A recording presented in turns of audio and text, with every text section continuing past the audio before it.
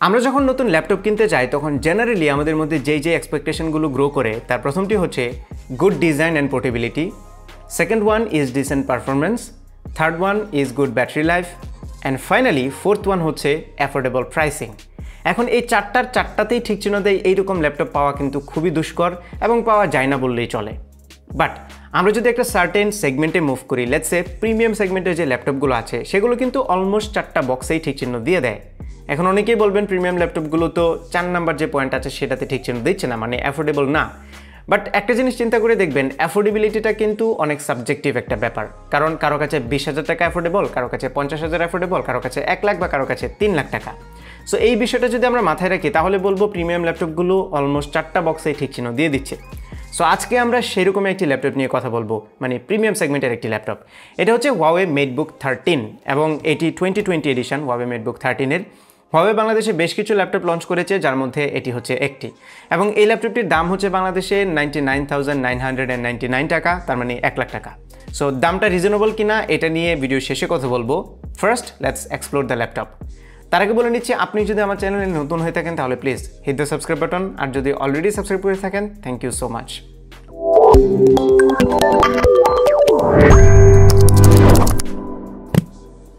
আমাদের first point, good design এবং portability.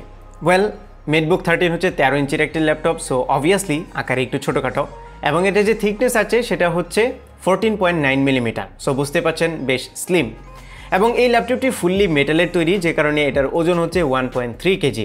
So size এবং স্লিমনেসের তুলনায় ওজনটা একটু বেশি, বাট 1.3 কেজি খুব বেশি হেভিও না। সো ডেফিনেটলি এটা খুবই পোর্টেবল। আর আমার হাতে যে কালার ভেরিয়েন্ট আছে এটা হচ্ছে স্পেস গ্রে কালার, যেটাতে মেটালিক একটা ফিনিশ দেওয়া হয়েছে এবং লুকটা আমার কাছে ভালোই লাগছে। সামনের দিকে কিবোর্ড, তারপরে টাচপ্যাড এবং পালম রেস্টের যে জায়গা, সব কিছু মিলিয়ে ডিজাইনটা আমার কাছে খুবই ভালো লেগেছে। এবং এই ল্যাপটপটির দিকে তাকালেই অনেকেই খেয়াল করতে পারবেন যেটা শেপটা একটু আনইউজুয়াল, মানে ভার্টিক্যালি এটা একটু বেশি লম্বা। এই রিজন হচ্ছে এই ল্যাপটপে যে ডিসপ্লেটি ইউজ করা হয়েছে এটা হচ্ছে 3:2 অ্যাসপেক্ট রেশিওর, এবং এই যে 3/2 অ্যাসপেক্ট রেশিওটা এটা একটু uncommon, but it's really useful, যেটা নিয়ে কিছুক্ষণ পরেই কথা বলছি। আর ল্যাপটপটা অন করার জন্য যে পাওয়ার বাটনটি সেটি ডান পাশে উপরের দিকে দেওয়া হয়েছে, এবং এই পাওয়ার বাটনটিতেই একটি ফিঙ্গারপ্রিন্ট স্ক্যানার আছে যেটা দুর্দান্ত ফাস্ট কাজ করে। আর এখানে যে ডিসপ্লেটি ইউজ করা হয়েছে এটি হচ্ছে একটি IPS LCD প্যানেল, যেটা রেজলিউশন হচ্ছে 2160x1440p মানে 2K, এবং এটার অ্যাসপেক্ট রেশিও হচ্ছে 3:2। আর এই স্ক্রিনের চারপাশে যে বেজেলগুলো আছে এগুলো মোটামুটি ন্যারো, 88% হচ্ছে এটা স্ক্রিন টু বডি রেশিও, এবং এটা হচ্ছে 10 পয়েন্ট মাল্টিটাচ স্ক্রিন। সো বেশ কিছু জেস্টার কন্ট্রোল আছে, ফর এক্সাম্পল স্ক্রিনশট নেওয়া, জুম ইন জুম আউট করার মতো ফিচারগুলো এনজয় করতে পারবেন আপনারা। তবে এই ডিসপ্লের কোয়ালিটি আমার কাছে খুবই ভালো লেগেছে। এটা 100% sRGB কালার গমেট অফার করে, সেই সাথে এটার ব্রাইটনেস হচ্ছে 380 নিটস, যেটা ইনডোর লাইটের জন্য এনাফ, বাট ল্যাপটপ কেউ আউটডোরে ইউজ করে না, সো আমার মনে হয় ব্রাইটনেস নিয়ে কোনো ইস্যু হবে না। আর এই ডিসপ্লের কালার যেরকম অ্যাকুরেট তেমনই কন্ট্রাস্টি, এবং শার্পনেসটা ছিল অসাম, কারণ এটাতে ইউজ করা হয়েছে একটি হাই রেজলিউশনের ডিসপ্লে। সো এখানে 1440p ডিসপ্লে দেওয়ার ফলে মার্কেটে থাকা অন্যান্য কম্পিটিটরদের থেকে কিন্তু অনেক এগিয়ে থাকবে এই ল্যাপটপটি ইন টার্মস অফ ডিসপ্লে, যেটা আ বিগ স্টেপ আপ। সেই সাথে এই ল্যাপটপের একটা বড় অ্যাডভান্টেজ হচ্ছে এটার ভার্টিক্যাল অ্যাসপেক্ট রেশিও, যদিও এটা কারো বেলায় একটু ডিসঅ্যাডভান্টেজও মনে হতে পারে। ওয়েল, ভার্টিক্যাল অ্যাসপেক্ট রেশিও বা 3:2 অ্যাসপেক্ট রেশিওর যে সুবিধা সেটা হচ্ছে এই ল্যাপটপটি মেইনলি কিন্তু রিডিং, রাইটিং, ইন্টারনেট ব্রাউজিং টাইপের কাজগুলোর জন্যই মেইনলি ব্যবহার করা হবে। সো এই কাজগুলো করার জন্য আমাদের ভার্টিক্যাল স্পেসটা একটু বেশি দরকার হয়। ভার্টিক্যাল যখন হয় ডিসপ্লেটা তখন আমরা এখানে বেশি কন্টেন্ট দেখতে পারবো। ফর এক্সাম্পল, আপনি যখনই কোনো একটা ওয়েব পেজ লোড করবেন তখন ওয়েব পেজে বেশি কন্টেন্ট কিন্তু আপনি একটা পেজে দেখতে পারবেন, যেটা একটা পজিটিভ জিনিস। এবং এটার উপরের দিকে একটা 1 মেগাপিক্সেলের ওয়েবক্যাম আছে, যেটা দিয়ে টুকটাক ভিডিও কল চালিয়ে নেওয়া যাবে, এবং আপনারা মাইক্রোফোনের যে কোয়ালিটিটা সেটাও শুনতেই পাচ্ছেন। এবং এই ল্যাপটপের নিচের দিকে 2টা স্পিকার আছে, যে স্পিকারের সাউন্ড কোয়ালিটি বেশ ভালো ছিল, সাউন্ডগুলো অনেক লাউড ছিল, এবং 100% সাউন্ড দেওয়ার পরেও আমি খুব একটা ডিস্টরশন খেয়াল করিনি, এবং সাউন্ডটা মনে হচ্ছিল পুরো ল্যাপটপের ভেতর থেকে বের হচ্ছিল, যেটা খুবই ভালো একটা ফিলিং দেয়, অ্যান্ড সাউন্ড নিয়ে আমি satisfied. Now let's talk about the keyboard. So যেরকমটা বলছিলাম, এটাতে ভার্টিক্যাল স্পেসটা একটু বেশি আছে, যে কারণে কিবোর্ডের যে বাটনগুলো সেগুলোর স্পেসিংটা একটু বেশি করা পসিবল হয়েছে। ইভেন 13 ইঞ্চের তুলনায় বা ইউজুয়াল ল্যাপটপগুলোর তুলনায় বাটনগুলো কিন্তু একটু বড়, যার ফলে টাইপ করার সময় মিস হয়ে যাওয়ার চান্সটা একটু কম, এবং বেশ কমফোর্টেবল ছিল টাইপিং এক্সপিরিয়েন্স।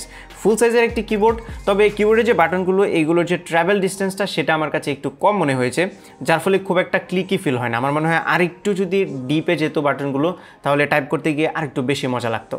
আর এর কিবোর্ডটা হচ্ছে ব্যাকলিট, এবং এই ব্রাইটনেসটা অটোমেটিক কন্ট্রোল হয় কিবোর্ডের এবং ডিসপ্লের। সো আপনারা যখন কোনো একটা ব্রাইট সিচুয়েশনে যাবেন তখন আপনার কিবোর্ডের ব্যাকলিট অফ হয়ে যাবে এবং স্ক্রিনের ব্রাইটনেসটা বেড়ে যাবে, এবং যখনই আপনারা কোনো একটা ডার্ক সিচুয়েশনে চলে আসবেন তখন স্ক্রিনের ব্রাইটনেসটা কমে যাবে এবং কিবোর্ডের ব্যাকলিটটা অন হয়ে যাবে এবং ব্রাইট হয়ে যাবে। সো এটা একটা ভালো জিনিস, কারণ এটা ব্যাটারি সেভিংয়ে অনেক হেল্প করবে। তবে কিবোর্ডে যে ব্যাকলিটটা আছে এটা খুব একটা ব্রাইট না, একদমই ডার্ক কন্ডিশনে গেলে আপনারা ফিল করতে পারবেন যেটা আছে, আদারওয়াইজ বেশিরভাগ সময় বোঝাই যায় না যে এটাতে আসলে ব্যাকলিট আছে। আর এর যে ট্র্যাকপ্যাড আছে এটা বেশ বড় সাইজের এবং এইটা খুবই স্মুথলি কাজ করে। এটাতে মাইক্রোসফটের প্রিসিশন ড্রাইভার ইউজ করা হচ্ছে, সো সব ধরনের জেস্টার কন্ট্রোল এটাতে আছে এবং এটা বেশ রেসপন্সিভ, আমার কাছে কোনো ধরনের সমস্যা ফিল হয়নি। এবং ট্র্যাকপ্যাডের যে বাটনগুলো আছে এইগুলো মোটামুটি ক্লিকি ছিল। Now let's look at the ports and there's not many.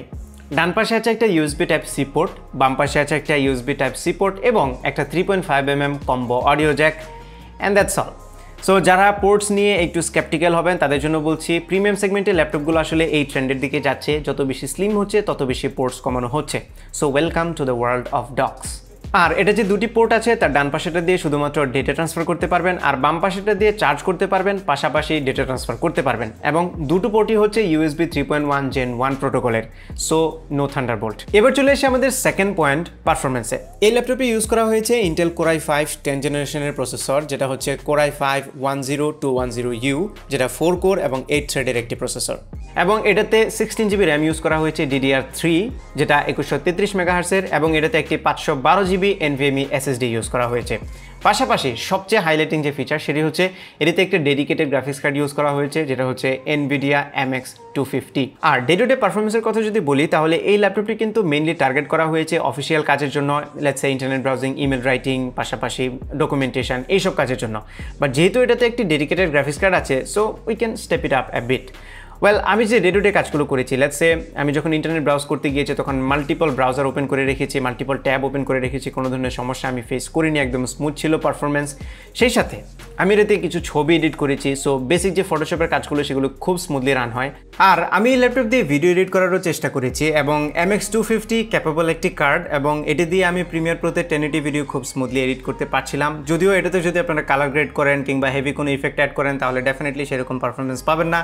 আমি বলবো basic video editing, basic photo editing টাইপের যে ক্রিয়েটিভ কাজগুলো আছে এগুলো খুব ইজিলি এই ল্যাপটপ দিয়ে চালিয়ে নেওয়া পসিবল। আর অন্যান্য যে কাজগুলো সেগুলো তো খুব ইজিলি স্মুথলি চলে যাবে উইথাউট এনি ইস্যু। আর এরকম স্লিম ল্যাপটপগুলোতে থার্মাল ইস্যু প্রচুর পরিমাণে হয়ে থাকে, বাট এই ল্যাপটপের বেলায় এটা একটু ডিফারেন্ট ছিল। আমি এটাকে প্রচুর পরিমাণে লোড দেওয়ার পরেও আমি দেখছিলাম টেম্পারেচারটা অ্যারাউন্ড 80 ডিগ্রি সেলসিয়াসের মতো ছিল, যেটা ল্যাপটপের জন্য খুব বেশি হাই না। এবং এটা রিজন হচ্ছে এটার ভেতরে দুটো ফ্যান আছে যেগুলোকে বলা হয় শার্ক ফিন ফ্যান, এবং এই ফ্যানগুলো খুবই ভালো পারফর্ম করছিল। আর ল্যাপটপটি ভেতর থেকে বেশিরভাগ সময় কুল থাকে, তবে যেহেতু এটি একটি মেটাল বডির ল্যাপটপ তাই বেশি স্ট্রেস দিয়ে দিলে বাইরে থেকে হালকা একটু তাপমাত্রা ফিল করা যায়। এবার জনগণের একটি কোয়েশ্চেন, আমি জানি ভিডিওতে প্রচুর পরিমাণে আসবে, সেটা হচ্ছে এটাতে পাবজি খেলা যাবে কিনা।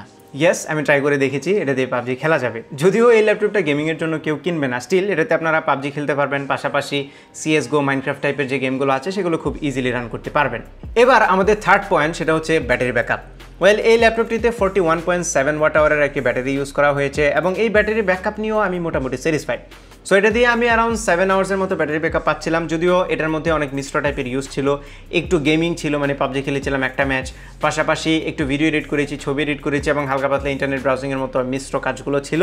সো আমি বলবো ব্যাটারি ব্যাকআপ ইজ এনাফ। আর ইন্টারেস্টিংলি এই ল্যাপটপের যে চার্জারটা আছে সেটি হচ্ছে 65 ওয়াটের এবং এই চার্জারের দুই পাশেই হচ্ছে USB Type-C। সো আপনারা চাইলে এই ল্যাপটপের চার্জার দিয়ে ফোনও চার্জ করতে পারবেন। তার মানে যখন আপনারা দূরে কোথাও যাবেন তখন শুধুমাত্র ল্যাপটপের চার্জারটা নিলে সেটা দিয়েই ফোন চার্জ করতে পারবেন, which is a good thing. Now আমাদের ফাইনাল পয়েন্ট, প্রাইসে যাওয়ার আগে আমি এর সফটওয়্যার পার্টটা নিয়ে একটু কথা বলে নিই। সো এটাতে Windows 10 হোম এডিশন দেওয়া আছে এবং এটাতে Huawei শেয়ার নামের একটি ফিচার আছে। সো আপনি যদি Huawei ফোন ইউজার হন তাহলে এই ফিচারটি ইউজ করে আপনার ফোনের সাথে এটার কানেক্টিভিটিটা করতে পারেন, মানে ডেটা ট্রান্সফার করতে পারেন, পাশাপাশি স্ক্রিনও শেয়ার করতে পারেন। এবং ইজিলি করার জন্য এখানে একটি স্টিকার দেওয়া আছে Huawei শেয়ার নামে। সো ফোনটি এখানে ট্যাপ করলেই অটোমেটিক্যালি কানেক্ট হয়ে যাবে, যেটা খুব কনভিনিয়েন্ট। এবং এটা করার জন্য পিসিতে একটি সফটওয়্যার আছে যেটাকে বলা হচ্ছে পিসি ম্যানেজার, এবং এই সফটওয়্যারটি দিয়ে আরও বেশ কিছু কাজ করা হয় এবং এইটা হচ্ছে Huawei এই ল্যাপটপের জন্য এসেনশিয়াল। বেশ কিছু ফিচার এটাতে আছে, সো এই সফটওয়্যারটি লাগবে মাস্ট। সফটওয়্যার পার্টে আই থিঙ্ক ইটস ওকে। নাও আমাদের ফোর্থ অ্যান্ড ফাইনাল পয়েন্ট, সেটি হচ্ছে প্রাইস।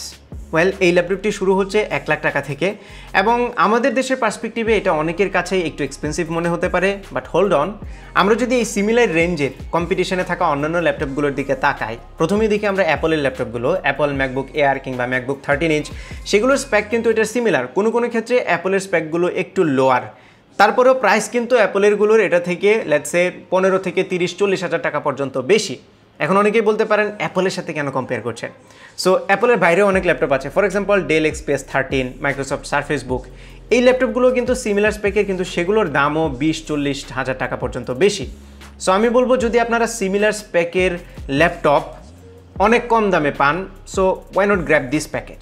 বাট আমি বলছি না এই ল্যাপটপটি 100% পারফেক্ট বা এই দামে যে এটা সব কিছু দিয়ে দিচ্ছে সেটা খুবই পারফেক্ট, আমি বলবো না। এবং একটা জিনিস যদি ইমপ্রুভ করা হতো তাহলে এই ল্যাপটপটি আমি বলতাম আমার অল টাইম ফেভারিট ল্যাপটপ হতো এই প্রাইসে, সেটা হচ্ছে থান্ডারবোল্ট। এই থান্ডারবোল্টটা দিয়ে দিলেই এই ল্যাপটপটি একটা কমপ্লিট প্যাকেজ হতো, যেটা আমার মনে হয় যে নির্দ্বিধায় চোখ বন্ধ করে কেনা যেত। এখনও কেনা যায় যদি আপনি এই রেঞ্জের ল্যাপটপের কথা চিন্তা করেন। তাহলে আমি যেই ল্যাপটপগুলোর কথা বললাম কম্পিটিশনে থাকা, সেই ল্যাপটপগুলো যদি আপনি কিনতে চান এবং কম দামে যদি আপনি এটা পান শুধু থান্ডারবোল্টটা স্যাক্রিফাইস করে, অ্যান্ড ইফ ইউ থিঙ্ক যে থান্ডারবোল্ট আপনার জন্য বিগ ম্যাটার না, then you can go with it. আর যেহেতু এত টাকা খরচ করবেন, ডেফিনেটলি ডিসিশনটা আপনার উপর। মার্কেট রিসার্চ করেন, অন্যান্য ল্যাপটপগুলোর সাথে কম্পেয়ার করেন স্পেকগুলো, then you make your own decision. So এই ছিল আমাদের আজকের ভিডিও। আশা করি ভিডিওটি আপনাদের ভালো লেগেছে। যদি ভালো লেগেই থাকে তাহলে ভিডিওতে একটা লাইক দেবেন, কমেন্ট করে জানাবেন কেমন লাগলো। আপনার ফ্রেন্ডদের সাথে শেয়ার করতে একদমই ভুলবেন না। আর আমার চ্যানেলে সাবস্ক্রাইব তো মাস্ট। দেখা হবে পরবর্তী ভিডিওতে। Till then take care, tata.